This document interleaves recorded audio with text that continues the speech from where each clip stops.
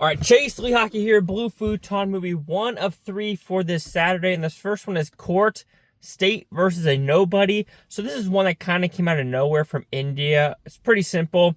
It's about a law in India where it's basically you cannot date anyone under 18. And if you do it, it's like a RICO Act or a POCO Act. It's P-O-C or P-O-S-C-O or R-O-S-C-O. I can't remember because I'm not Indian, so that's my fault.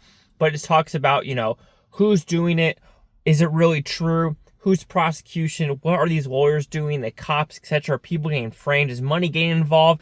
And the court system, is it really reliable? And I think this is a very reliable movie because even though I'm in America, this is an Indian-based movie, there's probably laws everywhere around the world that is different. And there's a very strong, message in this movie basically saying like, how are people, like younger people or normal people, really supposed to know what laws are in the books when they don't teach these different laws in the books? And that's kind of like that's jaw-droppingly true anywhere you probably go, where you're just like, oh, I'm breaking the law.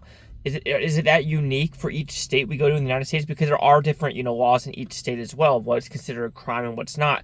So I do find that interesting aspect added to this movie as well about like, how this law was made for like a 6-year-old and a 40-year-old, not like a 19-year-old and a 17-year-old and things like that. And so I find that very fascinating of like, they talk about maturity and things like that.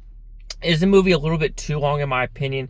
Yes, sometimes the first act does drag a little bit when we're talking about this love story. I do think we could get to the court case and each person and what they actually are trying to do. And yes, is some of it a little bit too simple and a little bit too perfect for some of these sides? Absolutely.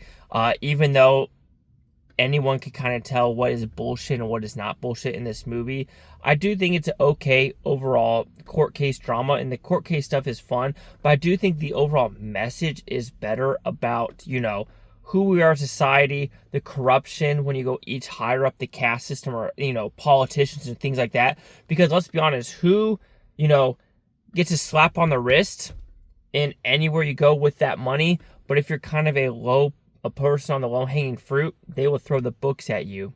But I got Hunter Biden, the gun laws, shit like that. So it's crazy-ass things like that where you're just like, yeah, the world's a dirty place. And if you have politician status, Congress status, that higher level money, cash, money, you're probably going to be a little bit better off if something really does bad happen to you than someone who's like, I can't pass bail. But then there's another interesting thing about this where a bail law where it's like, if they made this movie in the States, they would probably have to make it in a red state because you're thinking, oh, wait, why? Easy. Because states like Illinois, California, New York, they're basically like, oh, you killed a cop? You're off on bail. You don't even have to pay us. Just don't leave the area. But in a red state, they're like $1 billion. So there's also things like that. Like I said, interesting things where you think, different country, same issues. Chase Hockey here with the Blue Futon. Like, comment, subscribe. One of these Bluetontopia, you Bluetonians. Thank you for watching from a great down. Watch this tape tomorrow week for a month or need for see a freaking one of you. Peace and love, peace and love. And yeah, just be a good person and try to do the right thing. Like I said, and also know the laws. School should probably do a little bit better though.